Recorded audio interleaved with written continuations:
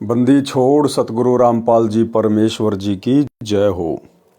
परम पिता परमात्मा सारी सृष्टि के रचनहार कुल मालिक असंख्य ब्रह्मांडों के स्वामी जगत गुरु तीनों लोकों में प्रवेश करके सबका धारण पोषण करने वाले राजाधिराज आत्माधार नाथों के नाथ देवों के देव महादेव सर्वेश्वर महेश्वर मृत्युंजय अजरो अमर आदि अनादि सनातनी प्रभु जगत पिता जगदीश्वर श्री श्री 1008 की उपाधि के वास्तविक अधिकारी अकाल मूर्त शब्द स्वरूपी राम वासुदेव सर्वगतम ब्रह्म परम पूज्य प्रथम पूज्य परम संत परम पुरुष परम धनी परम दयालु सत्य कबीर हक्का कबीर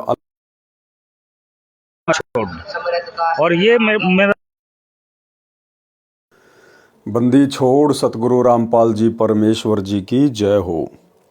परम पिता परमात्मा सारी सृष्टि के रचनहार कुल मालिक असंख्य ब्रह्मांडों के स्वामी जगत गुरु तीनों लोकों में प्रवेश करके सबका धारण पोषण करने वाले राजाधिराज आत्माधार नाथों के नाथ देवों के देव महादेव सर्वेश्वर महेश्वर मृत्युंजय अजरो अमर आदि अनादि सनातनी प्रभु जगत पिता जगदीश्वर श्री श्री 1008 की उपाधि के वास्तविक अधिकारी अकाल मूर्त शब्द स्वरूपी राम वासुदेव सर्वगतम ब्रह्म परम पूज्य प्रथम पूज्य परम संत परम पुरुष परम धनी परम दयालु सत्य कबीर हक्का कबीर अल्लाहु अकबर बाखबर अल्लाह ताला जगत के तारणहार जगत के मुक्तिदाता जगत के जगन्नाथ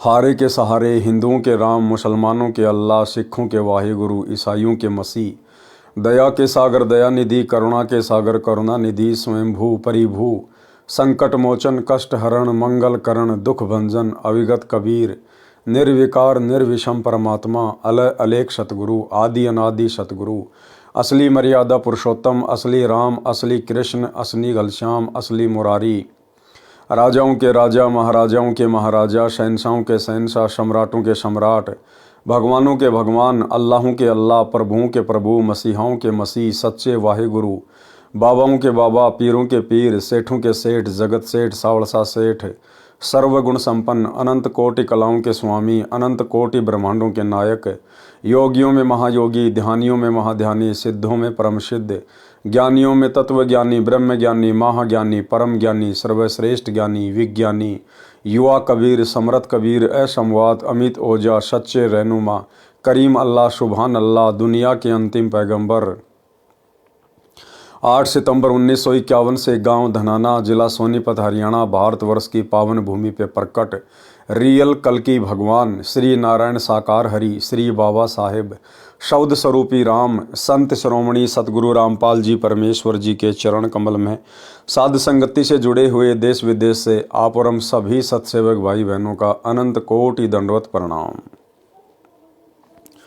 सत्साई भाई और बहनों, दया पूज्य गुरुदेव भगवान की सतगुरु रामपाल जी परमेश्वर जी की जिनके विशेष आशीर्वाद से शुभ आशीर्वाद से आप और हम सभी सत्सेवक आत्माएं साध संगति से जुड़कर अपनी आत्मा के कल्याण हेतु गुरुदेव भगवान के तत्व ज्ञान को आधार बनाकर अपने मोक्ष के लिए अपनी आत्मा के कल्याण के लिए निरंतर आगे की ओर बढ़ रही हैं।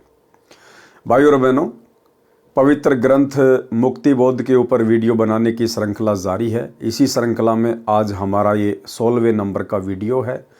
प्रत्येक वीडियो में गुरुदेव भगवान के आशीर्वाद से हमें अध्यात्म से संबंधित कुछ न कुछ नया और विशेष अवश्य देखने सुनने और जानने को मिलता है।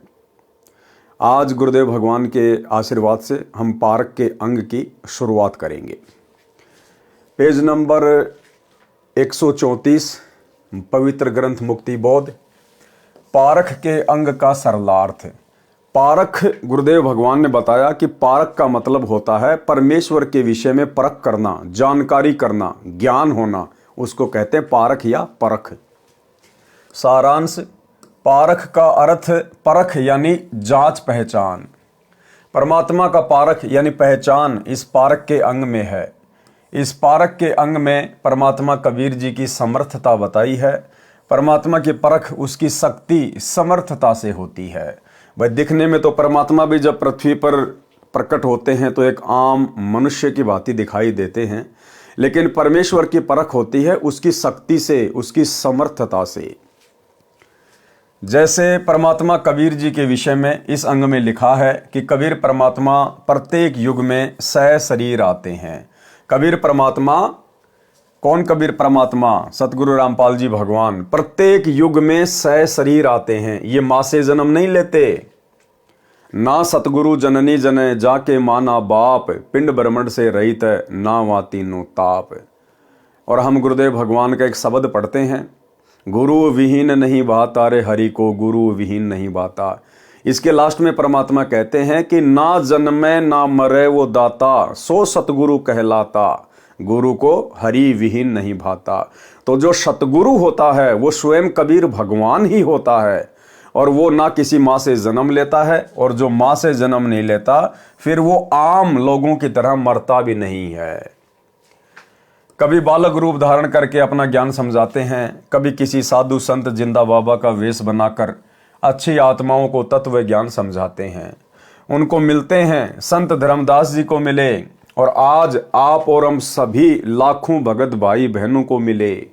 आज हमें प्राप्त हैं, क्योंकि परमेश्वर अपनी अच्छी आत्माओं को, हीरे मोतीलाल को चुन चुन के इस कलयुग की पिछली पीढ़ी में लेके आए हैं।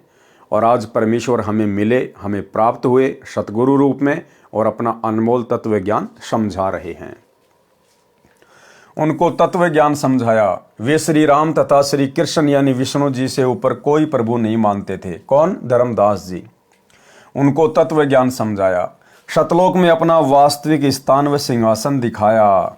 तब धन्य धर्मदास जी को पारख हुआ, यानी पहचान हुई कि पूर्ण परमात्मा कबीर बंदी छोड़ जी हैं। और वर्तमान में भी गुरुदेव भगवान ने ना जाने कितनी आत्माओं को अपनी पारख करवाई, अपनी पहचान करवाई। और अनेकों भाई बहनों के आप जी इंटरव्यू देखेंगे, गुरुदेव भगवान वैसे ही जैसे 650 वर्ष पहले धर्मदास जी को सतलोक लेकर गए थे, उन्हें वहां का नज़ारा दिखाया, सिंहासन पर स्वयं को बैठा हुआ दिखाया। और धर्मदास जी ने फिर ढोल के डंके पर बताया कि जो मुझे जिंदा बाबा मिला था गुरु रूप में, वो स्वयं ही कबीर भगवान है। एक रूप में सतलोक में बैठा है, दूसरे रूप में अपने तेज पुंज के शरीर को हल्का करके यहाँ प्रकट है। ऐसे ही भाइयों और बहनों, जब वर्तमान में आप भाई बहनों के इंटरव्यू सुनेंगे तो आपको पता चलेगा कि आज भी गुरुदेव भगवान ने अपनी परख करवाने के लिए, अपनी पहचान करवाने के लिए कि गुरु और परमात्मा में कोई भिन्नता नहीं होती है, गुरु और परमात्मा एक ही होते हैं। और वर्तमान में जो हमें सतगुरु रूप में प्राप्त हैं वे स्वयं ही कबीर भगवान है। अनेक भाई बहनों के इंटरव्यू आपके सामने हैं, थोड़ी सी नज़र डाल लीजिए कि सतलोक के सिंहासन पर कौन बैठा हुआ है। देखिए, उतार है। एक दिन मैंने खुद को ही प्रश्न पूछा, तो चलो एक बार टेस्ट करके देखते हैं कि सच में संत रामपाल जी कबीर साहब क्या अवतार है क्या। तो सितंबर 20, 2020 में संत रामपाल जी महाराज मेरे सामने प्रकट हुए रात को 3:30 बजे, और मेरा हाथ पकड़ के मुझे बोला, बेटा तू चल मेरे साथ। तो सतलोक लेके गए, और सतलोक में उन्होंने दिखाया कि देख ले, मैं सिंहासन पे बैठा हुआ वो मैं ही हूँ, और जो मैं धरती पर हूँ वो भी मैं ही हूँ। तो तेरी शंका अब दूर हो गई है, तू मुझे पहचान ले बेटा, ये भक्ति मत छोड़। और ये मैं साक्षात परमात्मा ने दर्शन दे के मुझे बताया कि मैं खुद ही कबीर आया हूँ। रामपाल जी महाराज जी ने मुझे कबीर साहिब जी के सिंहासन के पास ले गए, और वहां पर बंदीछोड़ गुरु रामपाल जी महाराज जी कबीर साहिब के सिंहासन के साइड में खड़े हो गए, और मैं उनके सामने कबीर साहिब के सामने खड़ी थी। तो क्या हुआ, देखते ही देखते क्या हुआ कि बंदीछोड़ सतगुरु रामपाल जी महाराज कबीर साहिब के शरीर में समा गए, और फिर अकेले कबीर परमात्मा रह गए। फिर कबीर परमात्मा का शरीर बंदीछोड़ सतगुरु रामपाल जी महाराज जी के रूप में चेंज हो गया। फिर बंदीछोड़ सतगुरु रामपाल जी महाराज जी कबीर साहिब के रूप में चेंज हो गए। फिर तब मुझे वहां पर समझ आया कि जो बंदीछोड़ सतगुरु रामपाल जी महाराज जी हमारे बीच यहाँ धरती पर रह रहे हैं, ये ही खुद कबीर परमात्मा है, और यही भगवान है जिसे मैं बचपन से तलाश रही। सतलोक में अपना वास्तविक स्थान व सिंहासन दिखाया। तब धनी धर्मदास जी को पारख हुआ कि पूर्ण परमात्मा कबीर बंदी छोड़ जी हैं। और आज वर्तमान में हमें पारख हुआ, हमें पहचान हुई कि वर्तमान कलयुग की पिछली पीढ़ी में पूर्ण परमात्मा स्वयं सतगुरु रामपाल जी भगवान ही हैं। सह शरीर प्रकट होने के विषय में संत गरीबदास जी ने यथार्थ वर्णन किया है, जो कबीर सागर से भी मेल करता है कि परमात्मा कबीर जी चारों युगों में सह शरीर भिन्न भिन्न नामों से प्रकट होते हैं और अपनी जानकारी स्वयं ही देते हैं। चारों युगों में परमात्मा कबीर जी सह शरीर प्रकट होते हैं और भिन्न भिन्न उनके नाम होते हैं और स्वयं की जानकारी वो परमात्मा स्वयं ही प्रकट होके देते हैं भिन्न भिन्न नामों से। ये जरूरी नहीं है कि कबीर परमात्मा यदि कबीर दास नाम से आएंगे तो ही वो परमात्मा माने जाएंगे, नहीं। सतयुग में परमात्मा सतसुकृत नाम से आए तो क्या वो कबीर जी नहीं थे। त्रेता में कबीर परमात्मा मुनिंदर ऋषि के नाम से आए तो क्या परमात्मा नहीं थे। द्वापर युग में कबीर परमात्मा करुणा में ऋषि नाम से आए तो क्या परमात्मा नहीं थे। 650 साल पहले अपने वास्तविक कबीर नाम से आए। 350 वर्ष पहले गरीबदास जी के नाम से आए और वर्तमान में वही कबीर परमात्मा सतगुरु रामपाल जी के रूप में धरती पर प्रकट है। ये स्वयं ही परमेश्वर है। सतयुग में सतसुकृत नाम रहता है, त्रेता में मुनिंदर, द्वापर में करुणा में कहलाते हैं, कलयुग में कबीर नाम धराते हैं और अब कलयुग की पिछली पीढ़ी में संत रामपाल दास नाम धराते हैं। संत रामपाल दास। भाई और बहनों, एक शब्द के माध्यम से आप जी को पता चलेगा कि वर्तमान कलयुग की पिछली पीढ़ी में उस कबीर परमेश्वर ने अपना नाम संत रामपाल ही रखवाना था। एक शब्द है, मन मान जा बुढ़ापा आवेगा, मन मान जा बुढ़ापा आवेगा, बिना भजन तेरी होवे दुर्गति, तू पढ़या पढ़या पछतावेगा। इस शब्द के लास्ट में कबीर परमेश्वर जी ने क्या कहा, क्या समझाया, क्योंकि 650 साल पहले यह शब्द कबीर परमात्मा जी ने अपने भक्तों को सुनाया। और क्या कहा फिर परमात्मा ने उस शब्द के लास्ट में, भाई जल्दी ले नाम गुरु का, तुझे मनुष्य जन्म मिल जावेगा। जल्दी ले नाम गुरु का, तुझे मनुष्य जन्म मिल जावेगा। 650 साल पहले परमात्मा कहा करते थे हम 64 लाख को कि भाई मेरे से फटाफट नाम दीक्षा ले लो और इन मंत्रों का जाप करो ताकि तुम्हें बारंबार मनुष्य जन्म प्राप्त हो और तुम कलयुग की पिछली पीढ़ी तक पहुंच जाओ, मोक्ष के प्राइम टाइम तक। भाई जल्दी ले नाम गुरु का, तुझे मनुष्य जन्म मिल जाएगा। क्योंकि 650 साल पहले कबीर परमेश्वर गुरु रूप में आए हुए थे।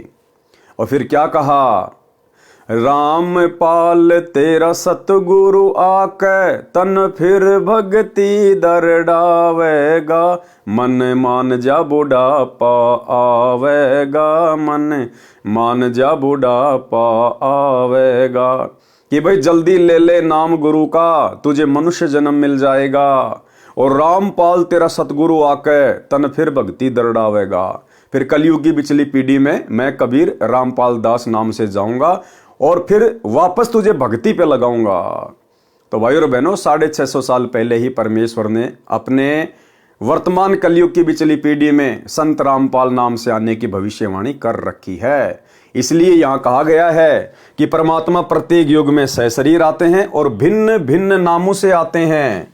चारों युगों में सहशरीर भिन्न भिन्न नामों से प्रकट होकर अपनी जानकारी स्वयं ही देते हैं, क्योंकि ये भगवान अपनी जानकारी स्वयं ही दे सकता है। सतलोक के विषय में अन्य किसी को यहां जानकारी नहीं है। तो इससे स्वयं सिद्ध हो जाता है कि हमारे पूज्य गुरुदेव स्वयं ही कबीर परमेश्वर जी हैं।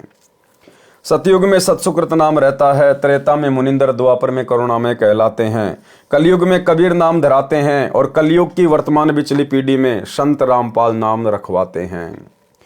कलयुग में सन 1398 विक्रमी संवत 1455 में ज्येष्ठ महीने की पूर्णमासी को सुबह ब्रह्म मुहूर्त, सूर्योदय से लगभग 1.5 घंटा पहले के समय को ब्रह्म मुहूर्त कहते हैं।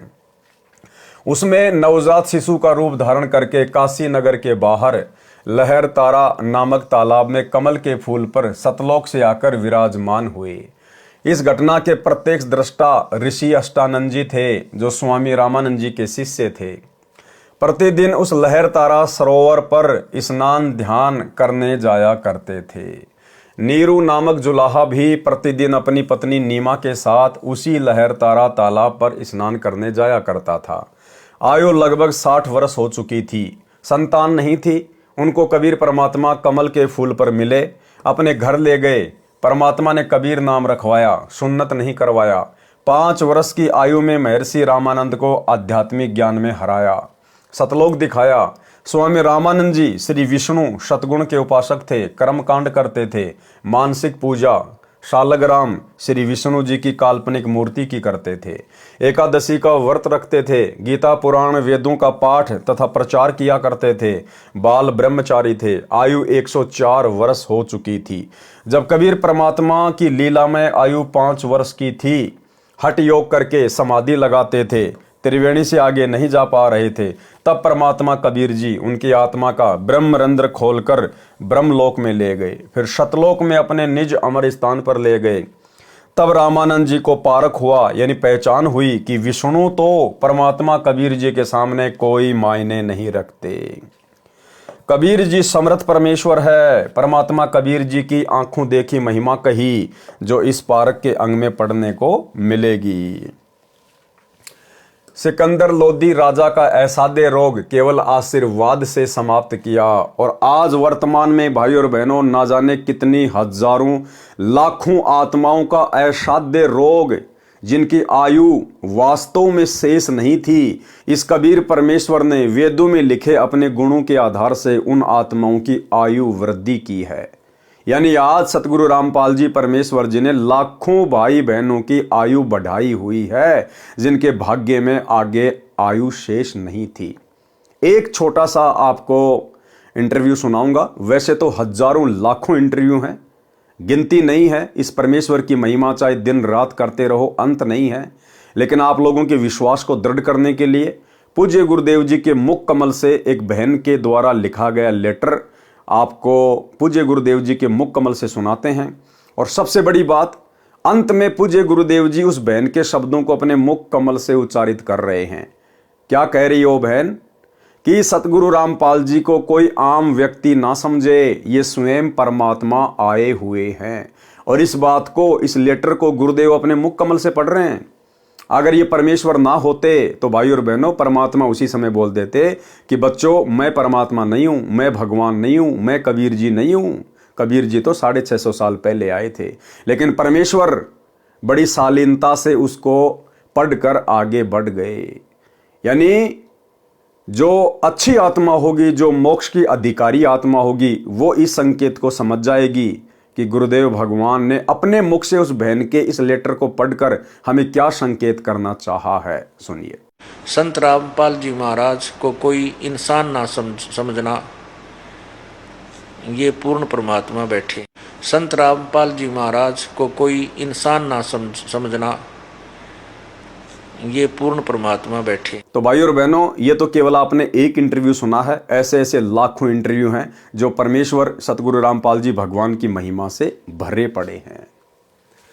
सिकंदर लोदी राजा का ऐसादे रोग केवल आशीर्वाद से समाप्त किया। सिकंदर राजा ने स्वामी रामानंद जी का सिर तलवार से काट दिया था। स्वामी जी की मृत्यु हो गई थी। कबीर जी ने उसके सामने स्वामी रामानंद जी को जीवित कर दिया, और यहां परमेश्वर ने मरने ही नहीं दिया। एक छोटा सा इंटरव्यू मध्य प्रदेश के भिंड जिले का, किस प्रकार से एक उपदेशी भाई ने दूसरे उपदेशी भाई के ऊपर बंदूक से गोली चलाई, और कैसे उसी समय पूर्ण ब्रह्म परमेश्वर शब्द स्वरूपी राम सतगुरु रामपाल जी परमेश्वर सामने प्रकट हो जाते हैं और उस गोली को अपने हाथ में पकड़ लेते हैं, अपने हाथ में। देखिए इंटरव्यू। अब आपको एक अनमोल कहानी सुनाता हूं, बिल्कुल सच्ची। एक मध्य प्रदेश में भिंड जिला है, भिंड जिला है, वहां से कई भक्तों ने उपदेश प्राप्त कर रखा। भिंड जिले में कोई गांव है आसपास, वो जहां पर आए हुए हैं। वो कहां है, एक बार खड़े हो बच्चे। ये दोनों भाई हैं, इनकी कथा सुनाता हूं। तुम आगे आ जाओ बेटा, यहां आ जाओ मेरे पास एक बार। पढ़ के मैं सुनाता हूं। सामने ये खड़े, इनके पिताजी भी आए हुए हैं। इनके पिताजी भी आए हुए हैं क्या यहां पर? उनको भी बुला लो आगे को।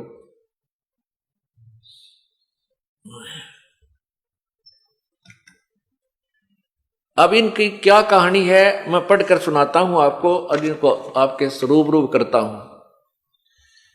मैं दास गजेंद्र सिंह, ये अपनी कथा लिखकर दी इन्होंने कि मैं दास गजेंद्र सिंह,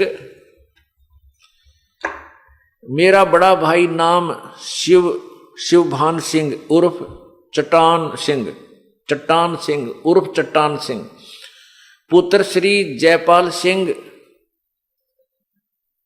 ग्राम है अशोखर जिला भिंड, मध्य प्रदेश के रहने वाले हैं। दोनों भाई खेती बाड़ी का कार्य करते हैं।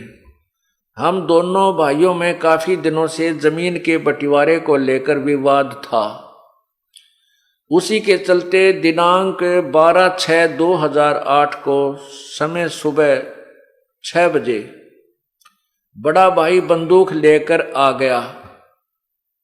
जब मैं पशुओं को चारा डाल रहे थे, आकर कहा कि सावधान हो जा, और मुझ पर 10 फीट की दूरी से अपने हाथ में ली हुई 12 बोर की बंदूक से मुझ पर 2 फायर कर दिए, जिससे मेरे शरीर पर धुआं ही धुआं छा गया। मुझे गोली नहीं लगी और मेरा बड़ा भाई बंदूक लेकर भाग गया। और दूर जाकर मेरे बड़े भाई ने भगत राघवेंद्र सिंह को जाकर फोन करके बतलाया, ये राघवेंद्र सिंह आया है, उसको बुलाना। फोन करके जाकर बताया कि जब मैंने गोली चलाई तो मुझे सामने सतगुरु रामपाल जी महाराज ने अपने हाथों में, जब मैंने गोली चलाई तो सामने सतगुरु रामपाल जी महाराज ने अपने हाथों में स्वयं गोली लेते हुए, मुझे अपने हाथों में सतगुरु रामपाल जी दोनों गोली लेते हुए दिखाई दिए, जिससे मैं डरकर भाग आया हूं। अब देखो पुण्यात्माओं, ये सामने पूरा परिवार खड़ा है, कोई न सोचा आगे पाछे गपोड़ पेल दे होंगे, ये आपके समक्ष खड़े हैं। इस बड़े भाई ने अंदर आ जाओ तुम, ये तीनों, ये आ जाओ। अब ये 1 नंबर पर जो खड़े हैं ये इनके पिताजी हैं। आप ये शुभ नाम आपका? जयपाल सिंह। और दूसरे नंबर पर ये जिसने गोली मारी थी, क्या नाम आपका? शिवभान सिंह। और तीसरे नंबर पर ये लड़का जिसका गोली मारी थी, जिसके ऊपर अटैक किया था इस बड़े भाई ने, क्या नाम आपका? गजेंद्र सिंह। और जिसको इसने जाकर के बताई थी ये चौथे नंबर पर, क्या नाम आपका? राघवेंद्र सिंह। अब आपके समक्ष खड़े हैं, इनका पूरा फोटो लीजिए। पुण्यात्माओं, हम बहुत पहले सुना करते थे परमात्मा ऐसी लीला कर देता है। इनने सबने उपदेश ले रखा, भाई ने भी, पिता ने भी, पूरे परिवार ने भी, माता जी ने भी, और इस राघवेंद्र सिंह, वहां काफी शिष्य हैं परमात्मा के। अगर ये भगवान की शरण में ना होते, अब ये शिवभान सिंह तो जेल में पड़ा होता, 20 साल की उम्र कैद होती, और ये गजेंद्र सिंह की मृत्यु हो जाती, पूरे परिवार उजड़ गया था, और ये माया यहीं रह जाती और घर का नाश हो जाता। परमात्मा अपने बच्चों की ऐसे रक्षा करता है। अब इसने क्या बताया है, हाँ भी आप बताइएगा।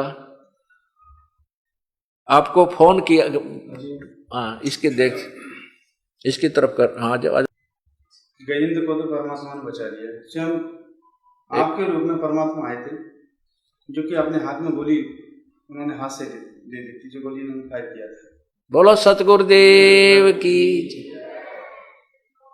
और ये तुरंत ही भाग लिए, गोली लेके ये बंदूक लेकर भाग गया। हाँ, और तुरंत ही उसी समय हाँ, ये दोनों लोग हाँ, आपकी शरण में आए, 13 तारीख को आपके पास आ गए थे। ये 12 तारीख की बात है। अब आप बताओगे कुछ? हाँ बताओ, आपने क्या देखा? आपने देखा वहां? हाँ, हम तो वहाँ खड़े थे। हाँ देखिए। पास में ही खड़े थे। हाँ हाँ। तो सुबह ये आया लड़का, बड़ा वाला। अच्छा। तो उसने जो है आके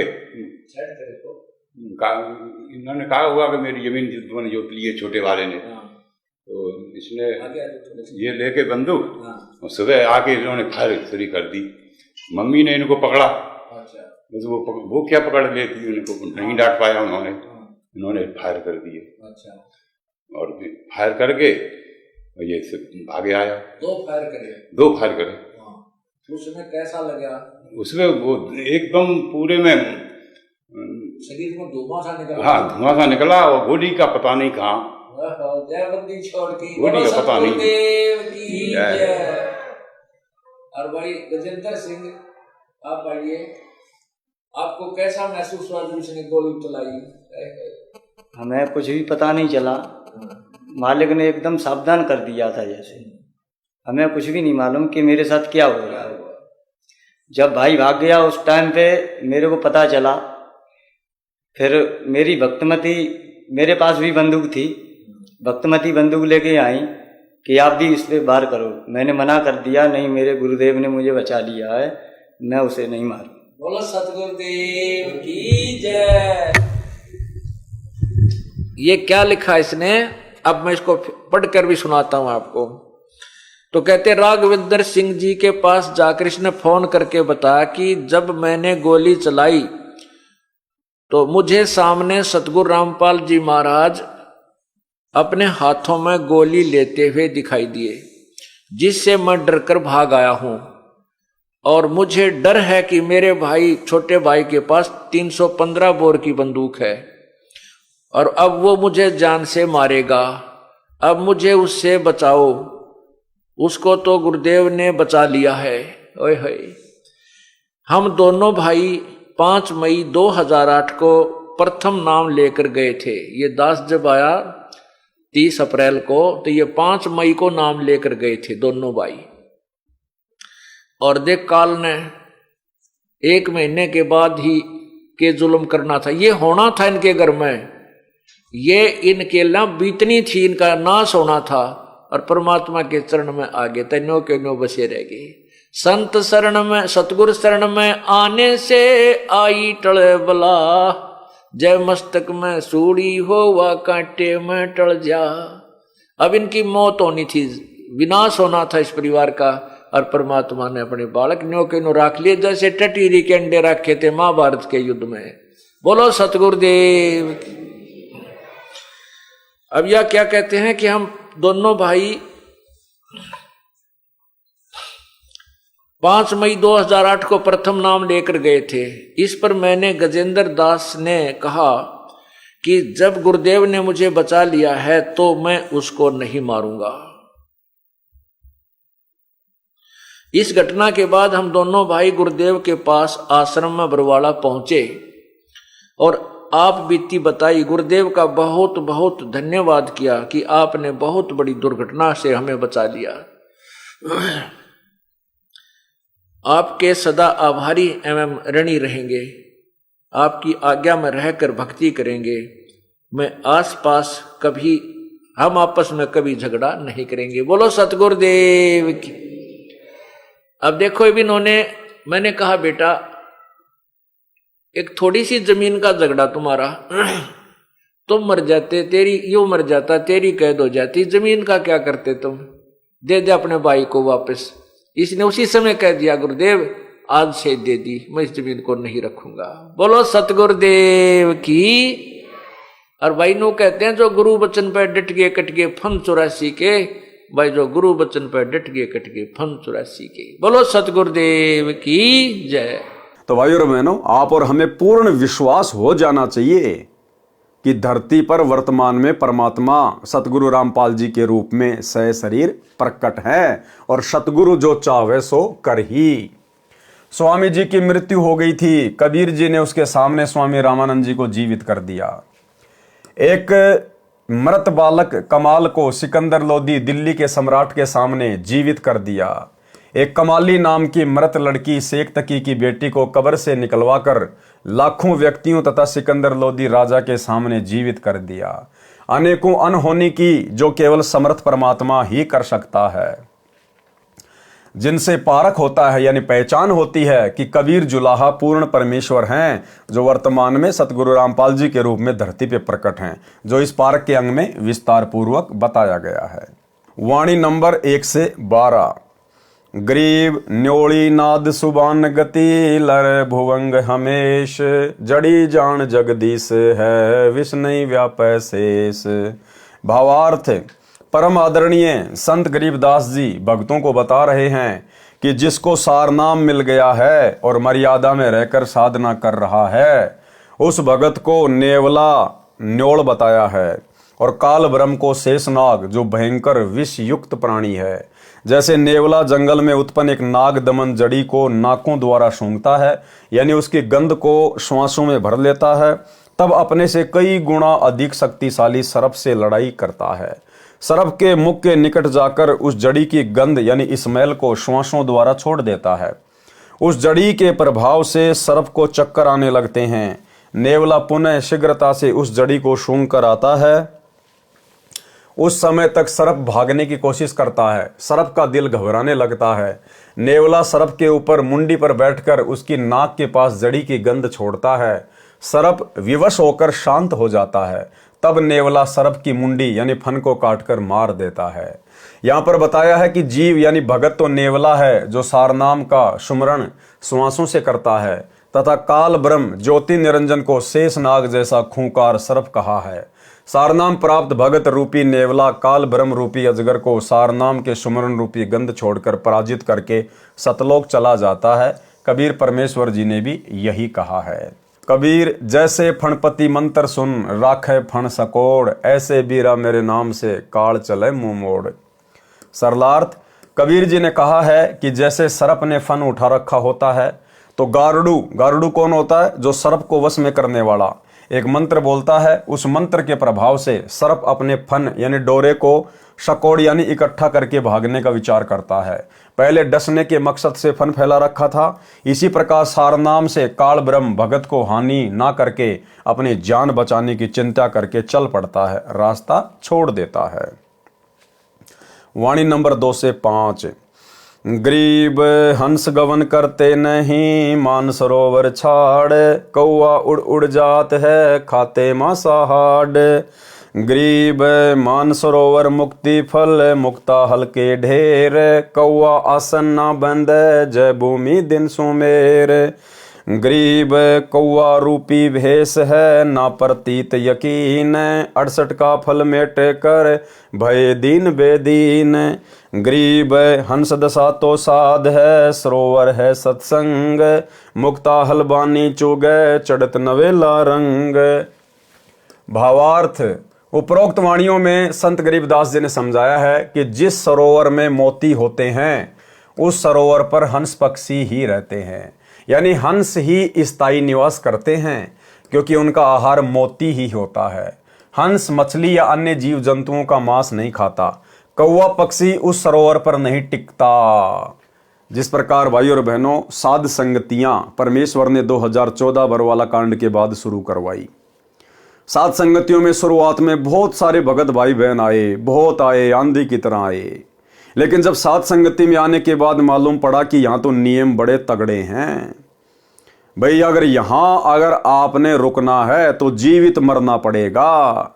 लेकिन भाई और बहनों वो टिक नहीं पाए, क्योंकि सरोवर पर केवल हंस की खुराक होती है। हंस ही रुक सकता है, क्योंकि उसकी खुराक मोती होती है। कौवा गलती से आ जाएगा, लेकिन ज्यादा देर टिक नहीं पाएगा, क्योंकि उसकी खुराक सरोवर पर नहीं होती। उसको तो बकवादों से मतलब होता है, इसलिए वो बकवाद करने के लिए फिर सरोवर को छोड़कर यानी साध संगत को छोड़कर, सत्संग को छोड़कर कहीं दूसरी जगह चला जाता है। तो साध संगति में वो आत्मा टिक नहीं पाई। वह कुछ देर आता है, वहां मांस नहीं मिलता, फिर मांस खाने के लिए कहीं और उड़ जाता है, यानी बकवाद करने के लिए, राजनीति करने के लिए, टाइम पास करने के लिए, स्टेडियम बनाने के लिए, हॉस्पिटल बनाने के लिए, राजनीति करने के लिए, गुंडों की सीबीआई जांच के लिए, आरक्षणों के लिए, दुनिया भर की बकवाद के लिए। भाई साध संगति में इन चीजों के लिए कोई जगह नहीं है। सत्संग को सरोवर कहा है, और साध संगत हंस कहे हैं। साध संगत यानी हंस, परमेश्वर की अच्छी आत्मा, जिनको केवल भक्ति और भगवान से ही मतलब है, दुनियादारी से मतलब नहीं होता। तथा विकारी व्यक्ति कोए रूपी बताए हैं। भगत तो सत्संग प्रवचन रूपी मोती खाते हैं जो उनका आहार है, तथा शराबी कबाबी कोए रूपी हैं जो सत्संग में अधिक देर नहीं टिकते, परंतु भगत सत्संग छोड़कर अन्य स्थान पर नहीं जाते। जैसे सिनेमा देखना, नाचना, शराब का ठेका आदि स्थानों पर भगत नहीं जाते। तथा अन्य उपासना जो शास्त्र विरुद्ध है वह करने किसी देवी धाम, तीर्थ आदि पर नहीं जाते। जबकि हमारे बड़े भाई सतलोक आश्रम मैनेजमेंट हरियाणा वाले गुरुदेव के कलयुगी बेटा बेटी, भाई बंधु रिश्तेदार, ये तो अयोध्या में जाके भंडारा लगाते हैं श्री रामचंद्र जी के भक्तों के लिए। ये तो नेपाल में जाके भंडारा लगाते हैं राम सीता विवाह महोत्सव में। ये तो गौशालाओं में जाके भंडारा लगाते हैं जहां पर यज्ञ हवन होते हैं महर्षि दयानंद वाले। तो ये हैं वो कव्वे। वह करने किसी देवी धाम, तीर्थ आदि पर नहीं जाते।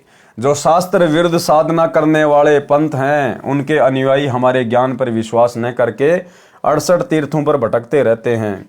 उनको ये ज्ञान नहीं है कि जिन महापुरुषों ने जिस स्थान पर साधना की है उनके नाम से वे स्थान प्रसिद्ध हैं। आप भी वैसी साधना करो, उन तीर्थ स्थानों पर जाकर उन 68 तीर्थों का गुण यानी लाभ प्राप्त नहीं कर सकते। उनका लाभ तो उसी प्रकार डटकर साधना करने से मिलेगा जिसको तीर्थ भ्रमण करने वाले मिटा रहे हैं यानी खो रहे हैं। वाणी नंबर 7, 9, 12। गरीब दरस परस नहीं अंतरा, रूमी वस्त्र बीच, पारस लोहा एक डिग पलटे नहीं अभीच। गरीब चार मुक्ति बैकुंठ बट सप्तपुरी सैलान, आगे धाम कबीर का हंस न पावे जान। गरीब पल से ती पल ना मिले, बोल लगे नहीं बोही, बिच तकिया महबूब का परमेश्वर की सोही। भावार्थ, पुराने समय में रोम देश का बना बहुत पतला वस्त्र आता था जिसे सेठ लोग पहनते थे।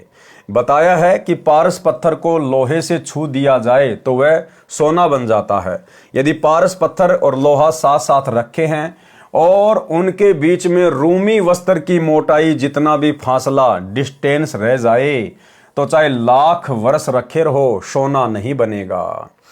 इसी प्रकार संत के पास कपट रखने वाला व्यक्ति भगत बना दिखाई देता है, परंतु उस पर संत के पारस रूपी सत्संग वचनों का प्रभाव नहीं पड़ता।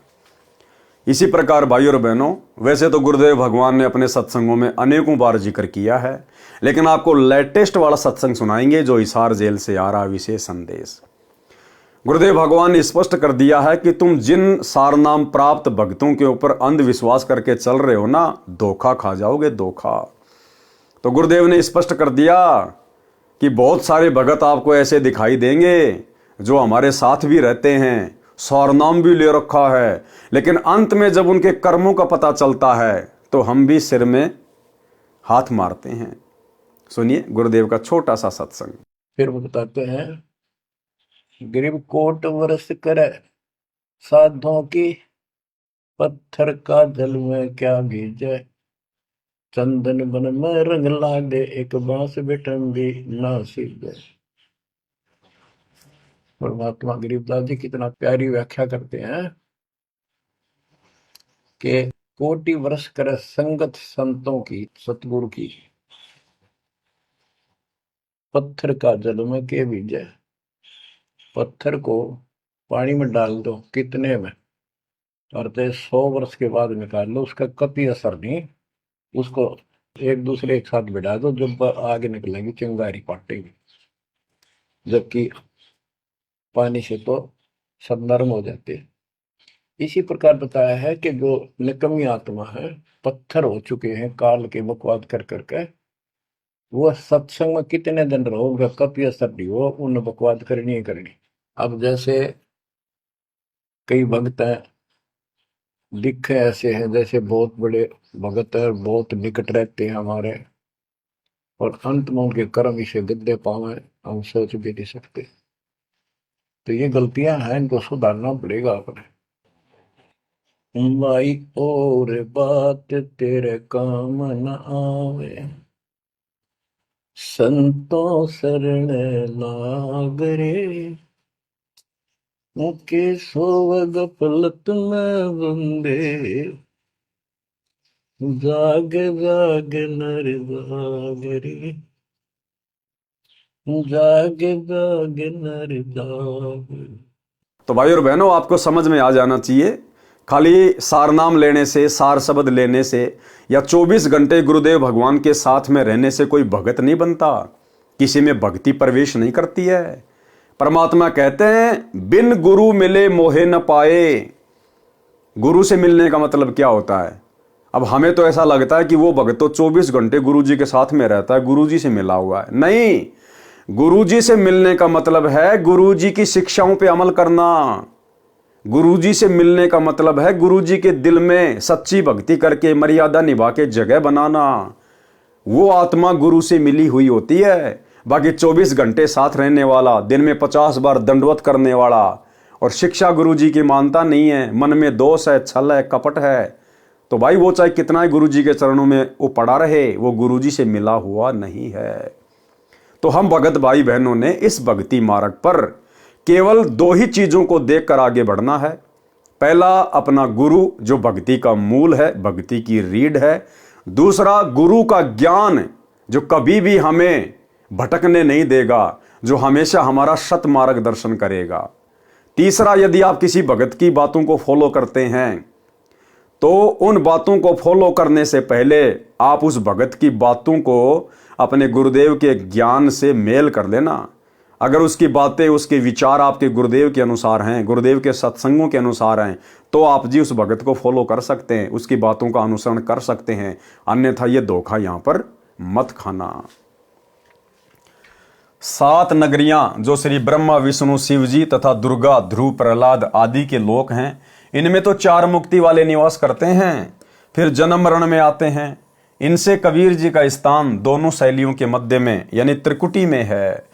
वहां से आगे सतलोक जाते हैं। सत्य साधना न होने के कारण कोई भी साधक सतलोक नहीं जा पाता, काल जाल में ही रह जाता है। त्रिकुटी स्थान पर कबीर जी का तकिया यानी सिंहासन है। गरीबदास जी ने परमात्मा की सौगंध खाकर बताया है कि मैं सत्य कह रहा हूं। नोट, कुछ अज्ञानी व्यक्ति स्वयंभू बनकर बैठे हैं। वे वाणी नंबर 12 का अर्थ गलत करते हैं। कहते हैं कि इस वाणी में कहा है कि आंखों की पलकों को इतना बंद करो कि वे आपस में मिले नहीं, यानी आंखों को थोड़ा खोलकर सामने एकटक देखो, कुछ दिखाई देगा।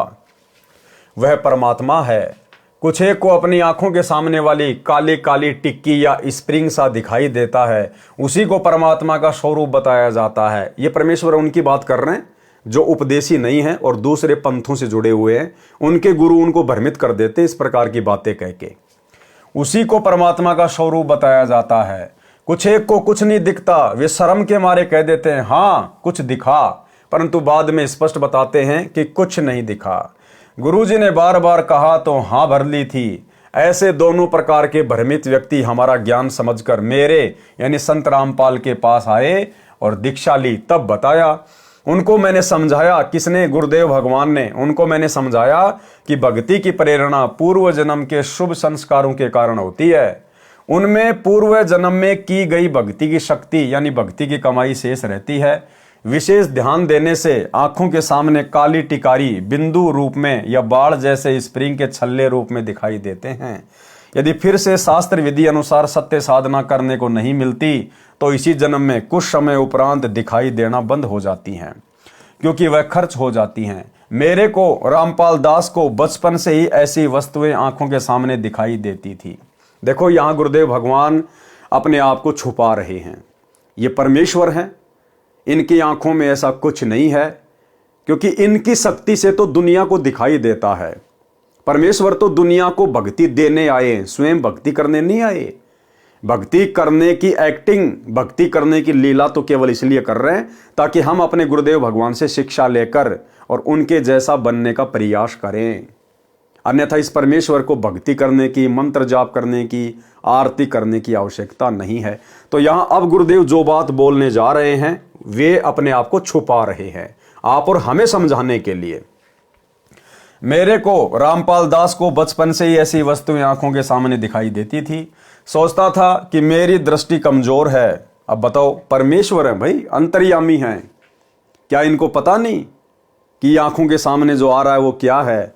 अरे जगत गुरु किसको कहते हैं? जो पूरे संसार को ज्ञान देता है उसको कहते हैं जगत गुरु।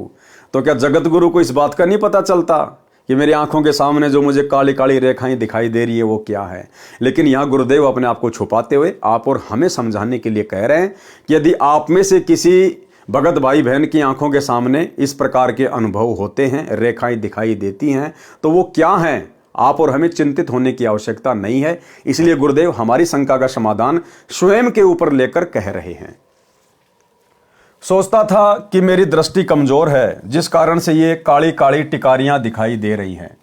सन 1988 में गुरुजी से दीक्षा लेने के पश्चात वे और अधिक हो गई, यानी भक्ति करने के कारण और ज्यादा हो गई। तो चिंता बढ़ गई कि शायद आंखों की दृष्टि और कम हो गई है।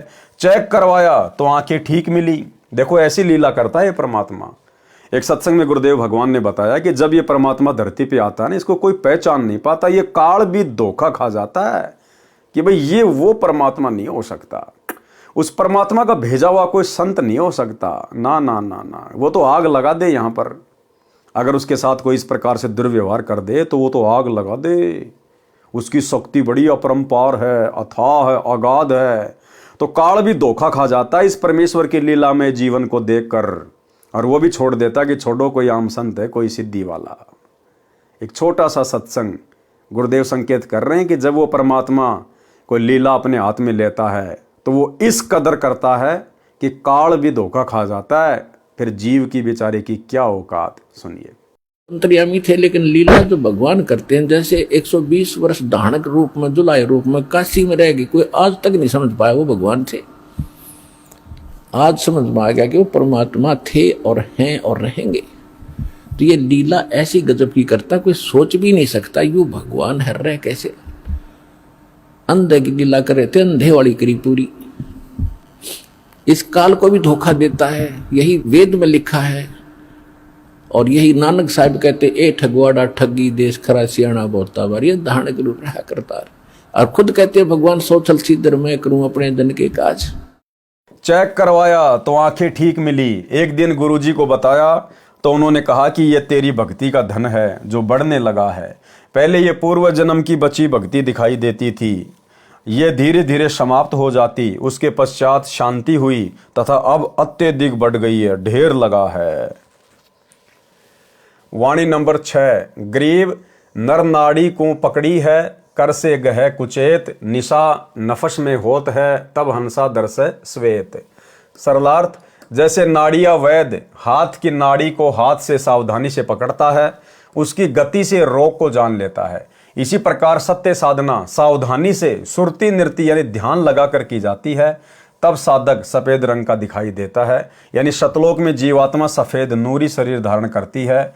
निशा यानी चिन्ह, नफस यानी साधना करने से मोक्ष के लक्षण दिखाई देते हैं।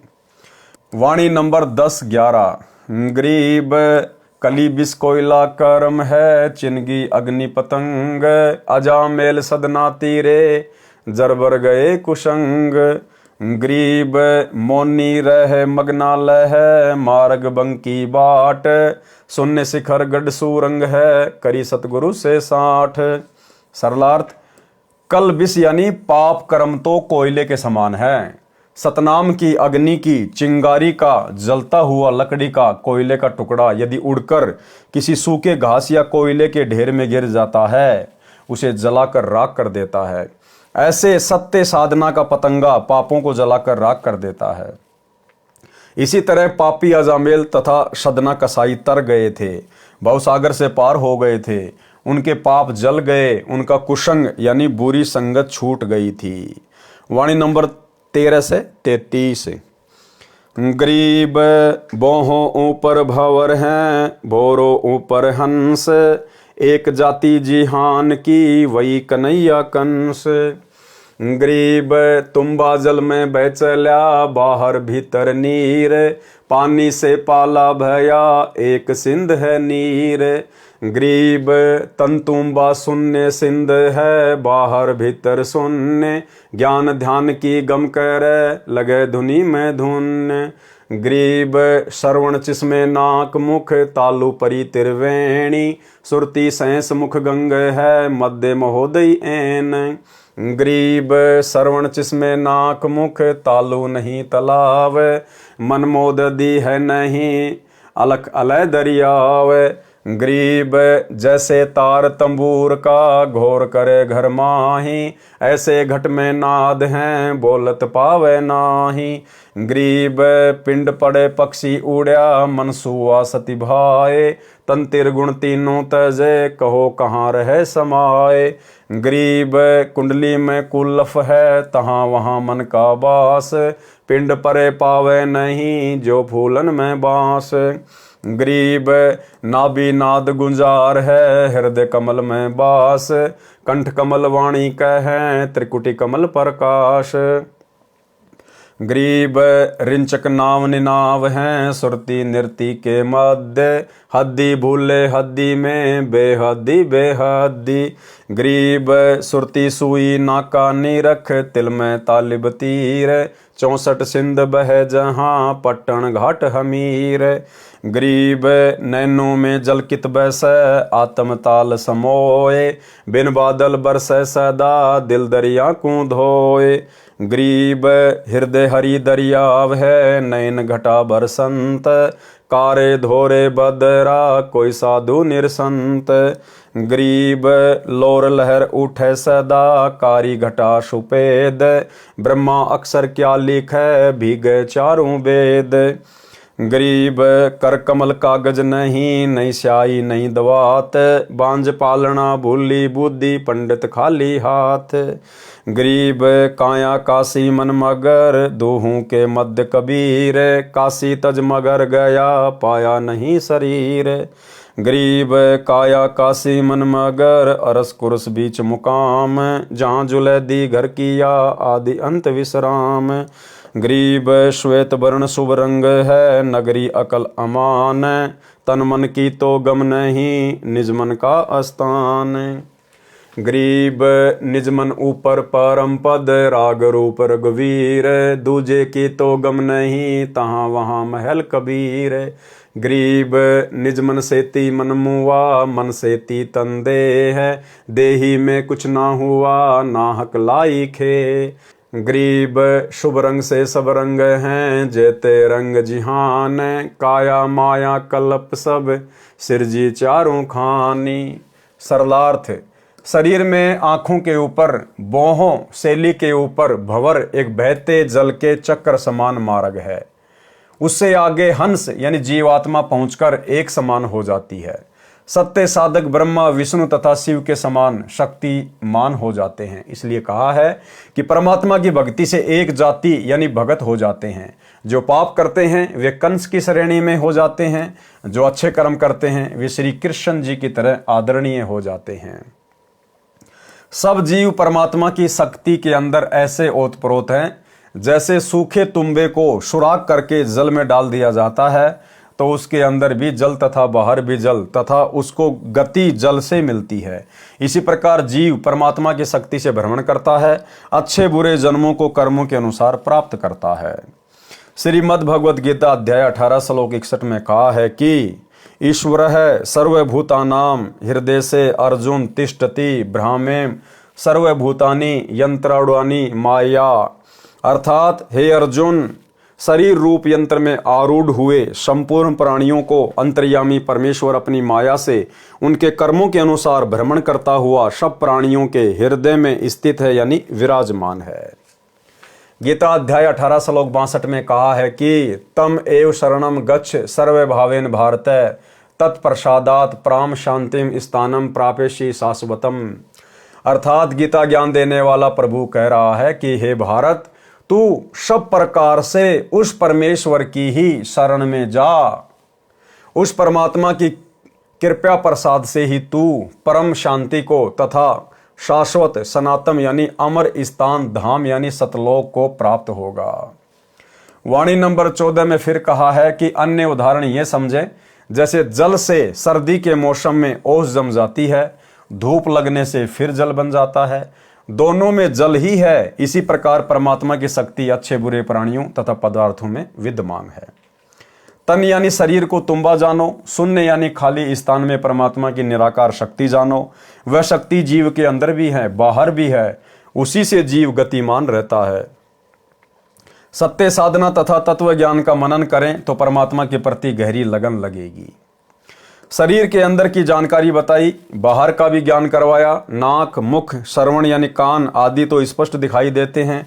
जो मुख के अंदर तालुआ यानी तालु लटकता है, इसके ठीक ऊपर त्रिवेणी है। सुरती यानी ध्यान, सैंस मुख गंग यानी हजारों धारा वाली गंगा के समान पवित्र व लाभदायक है। सुरती से परमात्मा का मार्ग देखा जाता है। तत्व ज्ञान से नृति निरीक्षण करती है, उसे महोदधि यानी समुद्र जानो। नाम को नौका, उसमें बैठकर जीव पार हो जाता है। जैसे तंबूर यानी एक तारे का तार आवाज करता है, ऐसे परमात्मा की अनहद ध्वनि शरीर में 10वें द्वार पर सुनाई देती है, जो बोलते रहने से सुनी नहीं जा सकती, ध्यान लगाने से, साधना करने से सुनी जाती है। यानी आप और हम भगत भाई बहनों ने तो केवल सहज तरीके से सहज भक्ति करनी है। गुरुदेव ने हमें जो मंत्र दे दिए, जो आरती दे दी, सत्संग सुनने को दे दिए, मर्यादा निभाने को दे दी, बस हमने अपना काम धंधा करते हुए और सुरती नृत्य मन और पवन से इस प्रकार समय मिले बैठकर हमने सुमरण करना है। खाते पीते उठते बैठते भी करना है। यानी हमने विशेष तौर तरीके नहीं अपनाने।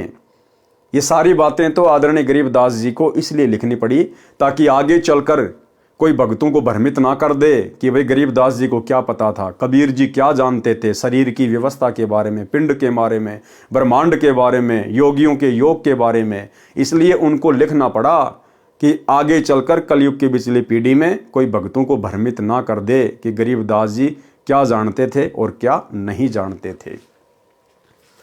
शरीर का समय समाप्त होने पर जीवात्मा पक्षी की तरह उड़ जाता है। मन रूपी तोता शरीर से निकलकर चला जाता है। फिर कहाँ जाता है? भगत सतलोक चला जाता है। पामर प्राणी यानी दुष्ट प्राणी नरक चला जाता है। फिर कर्मों के अनुसार भ्रमता भटकता है। कुंडली में कुलफ यानी ताला लगा है, उसमें मन निवास करता है। शरीर नष्ट होने पर यह दिखाई नहीं देता, जैसे फूलों में गंध दिखाई नहीं देती। नाभि कमल में नाद यानी शब्द की गुंजार होती है। जीव का हृदय कमल में निवास है। कंठ कमल से वाणी बोली जाती है। त्रिकुटी कमल में परमात्मा सतगुरु रूप में विद्यमान रहता है, वहां का विशेष प्रकाश है। सत्य नाम वास्तविक शक्ति देने वाला विशेष नाम है, जिसका रिंचक यानी थोड़ा सा सुमरण भी अत्यधिक लाभ देता है। परंतु नाम का जाप सुरती नृत्य यानी पूर्ण ध्यान के साथ करना चाहिए। क्या करें परमात्मा? परंतु नाम का जाप सुरती नृत्य यानी पूर्ण ध्यान के साथ करना चाहिए। और बारंबार आप सभी भाई बहनों को सत्संगतियों में यही संदेश दिए जाते हैं कि अब हम भगत भाई बहनों ने जो हम पहले खाते पीते उठते बैठते नहाते धोते चलते फिरते काम करते करते सुमरण किया करते थे, वो भी करना है। लेकिन अब हमने परमेश्वर के आशीर्वाद से जब हमें ये गूढ़ जानकारियां प्राप्त हो रही हैं, अब हमने सुरती नृत्य मन और पवन के साथ में यानी ध्यान लगाकर कुछ समय एकांत में बैठकर दुनिया के शोर शराबे से दूर, दुनिया के झंझट से दूर कुछ समय हमने परमेश्वर के नाम के ऊपर ध्यान लगाना चाहिए। यानी हम क्या सुमरण कर रहे हैं, क्या शब्द ले रहे हैं, क्या शब्द छोड़ रहे हैं। हमने दुनियादारी से हटकर, सारी चिंताओं से हटकर परमेश्वर के नाम पर ध्यान लगाना चाहिए। शुरुआत करेंगे 5 मिनट से, फिर धीरे धीरे 10 मिनट होगा, आधा घंटा होगा, 1 घंटा भी होगा। फिर तो ऐसा आनंद आएगा जिस दिन आप जी सुरती नृत्य मन और पवन के साथ एकांत में बैठकर जाप नहीं करेंगे, उस दिन आपको ऐसा लगेगा जैसे आज घर में कोई मर गया है, जैसे आज मेरा कोई चोर कुछ चुरा के ले गया है। मन आपका बेचैन रहेगा, आत्मा आपकी बेचैन सी रहेगी जब तक हम शांति से सुरती नृत्य से सुमरण नहीं कर लेंगे। हद्दी यानी काल लोक की सीमा में रहने वाले हद में भूले हैं। बेहद्दी जो अपने को काल की हद से परे मानते हैं, वे भी भूल में हैं, वे ब्रह्म लोक तक जा सकते हैं। सुरती से ब्रह्मरंध्र रूपी सुई का नाका जानकर उसके अंदर से धागा रूपी मन डालकर ध्यान लगाएं। यानी भक्ति को हम ध्यान से करें, सुरती नृत्य लगाकर करें। ब्रह्मरंध्र में परमात्मा दिखाई देगा। उसी ब्रह्मरंध्र के पास 64 समुद्र बह रहे हैं। यानी ये सूक्ष्म व्यवस्था है हमारे शरीर के अंदर की। नैनो यानी आंखों में जल दिखाई नहीं देता, आत्मा में आंसू जल का सरोवर समाया है। सत्य साधना करने से परमात्मा के प्रति प्रेम उत्पन्न होता है। आंखों में आंसुओं की धारा बह चलती है, इसे बिन बादल की बारिश कहते हैं। सत्य साधना पाप नाश करती है, दिल रूपी दरिया स्वच्छ होती है, यानी साधक नेक दिल का व्यक्ति हो जाता है। हृदय में परमात्मा का प्रेम रूपी दरिया है, उस दरिया का जल आंखों द्वारा बरसता है। उस बारिश के उद्गम स्थल त्रिकुटी को, जिसके कमल की 2 पंखुड़ियां हैं, एक सफेद और एक काली, बादल यानी पंखुड़ी हैं, उस कमल दल तक कोई साधु पहुंचता है जो उस स्थान को देखता है। परमात्मा के प्रति प्रेम होने पर साधक की आत्मा में परमात्मा के प्रति सदा प्रेम की उमंग काली सफेद यानी घनघोर घटा की तरह उठती है। प्रेम की भाषा चारों वेदों में नहीं है, चारों वेदों का सार परमात्मा में प्रेम उत्पन्न होना ही है। कबीर परमात्मा ने कहा है कि कबीर पोथी पढ़ पढ़ जग मुआ, पंडित भया न कोई, 2.5 अक्षर प्रेम के पढ़े सो पंडित होई। अर्थात ब्रह्मा जी को चारों वेदों का ज्ञाता माना जाता है। वे सदा वेदों को पढ़ते हैं तथा अन्य को समझाते हैं। उन चारों वेदों के पढ़ने से विद्वान नहीं बनता, क्योंकि वेद या अन्य शास्त्र पढ़ने का उद्देश्य परमात्मा प्राप्ति है। परमात्मा उसी को मिलता है जिसमें परमात्मा के प्रति प्रेम उमड़े, आंखों से आंसू चलने लगे। शास्त्रों को पढ़ने का उद्देश्य है कि पंडित यानी विद्वान बने। धार्मिक विद्वान का उद्देश्य है परमात्मा प्राप्ति, परंतु परमात्मा मिलेगा सूक्ष्म वेद में बताई सत्य साधना से, जो आज आप और हमें गुरुदेव भगवान के द्वारा प्राप्त है। जो सतगुरु से दीक्षा लेकर करनी होती है वह साधना चारों वेदों या अन्य शास्त्रों में नहीं है। इसलिए जिस भगत आत्मा में परमात्मा का प्रेम जागा वह पंडित है, वह सत्य साधना कर रहा है। पंडित जन तो चारों वेदों को पढ़ते हैं, कागज पर लिखते हैं या ताड़ के वृक्ष के पत्तों पर लिखते हैं। ताड़ के पत्तों पर शाही कलम की आवश्यकता नहीं होती है, उसमें परमात्मा प्राप्ति का मार्ग नहीं है। उन पंडितों की तो ऐसी दशा है जैसे बांझ स्त्री बच्चे का पालन छोटा झूला लिए हो, उसे भूल लगी है, उसके पालने में उसकी पुत्र पुत्री नहीं लेट पाएगी, फिर उस पालने का औचित्य क्या रह जाता है। जैसे बांझ स्त्री संतान बिना खाली हाथ है, ऐसे वेदों वाले विद्वान खाली हाथ हैं, उन्हें परमात्मा नहीं मिल सकता। भाई और बहनों ध्यान रखना, यहाँ परमात्मा केवल आप और हमें या जगत वाले भाई बहनों को जो वेदों को ही सब कुछ मानते हैं उनको समझाने के लिए यहाँ पर बांझ स्त्री का उदाहरण दे रहे हैं। वर्तमान में गुरुदेव भगवान की संगत में उनकी कोई ऐसी शिष्या जिसको संतान उत्पत्ति नहीं है, आम सांसारिक परिभाषा में जिसे बांझ कहा जाता है, हालांकि वो बांझ नहीं है। ना तो वो जगत वाली बहन जिसके संतान नहीं है, ना तो वो बांझ है, और ना इस भक्ति मार्ग में जो हमारी गुरु बहन है ना वो बांझ है। वो बहनें, वो माताएं इस संसार की सर्वश्रेष्ठ आत्माएं, सर्वश्रेष्ठ आत्माएं। आप और हम भगत भाई बहन जिनके 2-2 बच्चे, 3-3 बच्चे या किसी के 1 बच्चा है, आप और हम तो उनके नाखून के बराबर भी नहीं है। इस भक्ति मार्ग में जिन माता बहनों के संतान नहीं है, आप और हम फिर भी अपना पैर काल के जाल में फंसा सकते हैं।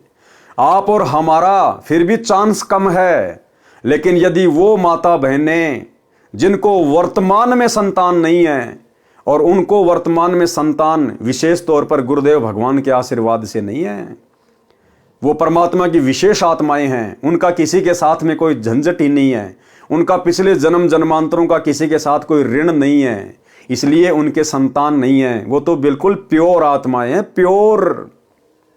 अगर वे आत्माएं दृढ़ विश्वास करके अपने गुरुदेव भगवान के प्रति अगर भक्ति पर लगी रहें, उनका तो बेड़ा 101% पार है इसी जन्म में। तो आप और हमसे भी ज्यादा उत्तम और श्रेष्ठ आत्माएं हैं जिनकी वर्तमान में कोई संतान नहीं है। वो चाहे जगत वाली माता बहन हो या चाहे भक्ति मार्ग में हो, वो तो बहुत ही श्रेष्ठ और परमात्मा की विशेष प्यारी आत्माएं हैं। परमेश्वर कबीर जी भारत देश के काशी बनारस शहर में 120 वर्ष लीला करके मगर नगर में पैदल चलकर मरने गए थे। मरने का मतलब है परमात्मा वहां से अपने सतलोक को प्रस्थान करने के लिए गए थे। ये सांसारिक भाषा के हिसाब से लिखा है गुरुदेव भगवान ने। काशी नगर के पंडितों ने भ्रम फैला रखा था, जो काशी शहर की सीमा में मरता है वह सीधा स्वर्ग में जाता है, जो मगर नगर में मरता है वह गधे का जीवन पाता है तथा नरक में जाता है। परमेश्वर कबीर जी कहा करते थे कि सत्य साधना शास्त्रों के अनुसार करने से तथा पाप त्याग कर धर्म कर्म करने से परमात्मा मिलता है। शास्त्र विधि अनुसार साधना करने वाला चाहे काशी मरो चाहे मगर मरो, वह अपनी साधना अनुसार ऊपर के लोकों में स्वर्ग सुख प्राप्त करेगा तथा इसके विपरीत साधना करने वाला वह पाप करने वाला सीधा नरक जाएगा या गधा बनेगा, चाहे मगर मरे चाहे काशी। अपने वचनों को सत्य प्रमाणित करने के लिए कबीर परमात्मा जी ने पंडितों तथा काजियों मुल्लाओं से कहा कि मैं मगर स्थान पर मरूंगा, यानी शरीर छोड़ूंगा और स्वर्ग महास्वर्ग ब्रह्मलोक से भी उत्तम स्वर्ग सत्यलोक में जाऊंगा। आप पंडित जन अपना अपना पतड़ा पोथी ज्योतिष वाले साथ ले चलना तथा देखना कि कबीर कहाँ गया है। कबीर परमेश्वर जी काशी को त्याग कर मगर गए। वहां एक चद्दर नीचे बिछाई, उसके ऊपर श्रद्धा से श्रद्धालुओं ने कुछ फूल बिछाए। उन चद्दर पर बिछे फूलों के ऊपर परमात्मा कबीर जी लेट गए। ऊपर एक चद्दर ओढ़ ली। कुछ समय पश्चात आकाशवाणी हुई कि पर्दा उठाकर देखो, उसमें मुर्दा नहीं है। देखो मैं कबीर सशरीर सतलोक जा रहा हूं। पंडित जन पतरा पढ़ रहे थे और ज्योतिष लगा रहे थे, कह रहे थे कि इस घड़ी मुहूर्त में मरने वाला नरक जाता है, उसकी गुदा द्वार से प्राण निकलता है। चद्दर उठाकर देखो, ऊपर कबीर नहीं गया है, कोई यमदूत छल कर रहा है। चद्दर उठाकर देखा तो वहां परमात्मा कबीर जी का शरीर नहीं था। पंडितों को फिर भी विश्वास नहीं हो रहा था। काशी को काया जानो मगर जानो मन, परमात्मा कबीर जी का तो सब स्थानों पर अधिकार है। उनका वास्तविक निवास स्थान है जहां पर जुलैदी कबीर जुलाहे का आदि तथा अंत यानी सदा का ठिकाना है, यानी सृष्टि रचने से पहले भी वही ऊपर के स्थान में थे। उस स्थान का अंत है ही नहीं, यानी सतलोक का।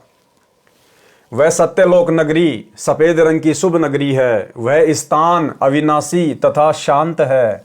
तन मन वहां नहीं जा सकते। निजमन यानी परमात्मा कबीर जी का स्थान है। निजमन यानी परमात्मा कबीर जी अन्य रूप में साधु या जुलाहा रूप में तो निजमन कहे गए हैं तथा अपने वास्तविक सत्य पुरुष रूप में परम पद में रहते हैं। गीता अध्याय 15 श्लोक 4 में इसी परम पद का उल्लेख है। सतगुरु राग रूप रघुवीर है, यानी साधक का इच्छित परमात्मा है। वहां अन्य कोई नहीं जा सकता। उस स्थान पर परमात्मा कबीर जी का महल यानी सिंहासन है। निजमन यानी सत्य पुरुष से मन यानी काल निरंजन की उत्पत्ति हुई। मन के द्वारा किए कर्मों के परिणाम स्वरूप जीव को स्थूल शरीर यानी देह मिली। यदि मानव शरीर से सत्य साधना नहीं हुई तो स्थूल शरीर रूपी राख किस लिए लगा रखी है, यानी नाहक व्यर्थ में लगाई, मानव जन्म नष्ट कर दिया। शुभ कर्म करने से सर्व भक्ति कर्म भी होते हैं। मोक्ष के लिए मानव शरीर यानी काया तथा माया यानी धन संपत्ति, पृथ्वी आदि आदि तथा 4 खाने के प्राणी जो 84 लाख प्रकार के प्राणियों के शरीर कर्मों के अनुसार प्राप्त करते हैं उत्पन्न किए। विशेष पारक के अंक का सरलार्थ किया जा रहा है। उद्देश्य संत गरीबदास जी द्वारा दिए सत्य अद्वितीय अध्यात्म ज्ञान को सरल करके परमेश्वर की प्रिय आत्माओं को समझाना है।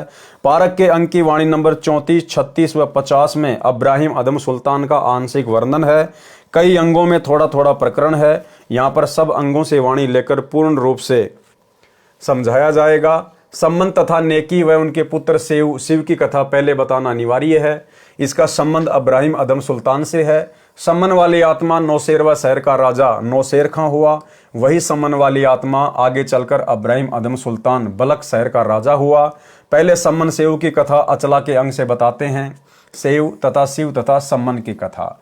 तो आज के वीडियो में गुरुदेव भगवान के आशीर्वाद से केवल इतना ही। कल रात्रि फिर से सभी भाई बहन जुड़िएगा और मीराबाई की कथा को हम शुरू करेंगे। तो आज की वीडियो में केवल इतना ही। गुरुदेव भगवान हम सबको आज्ञा दें, इजाज़त दें, आशीर्वाद दें। बंदी छोड़ सतगुरु रामपाल जी भगवान की जय हो।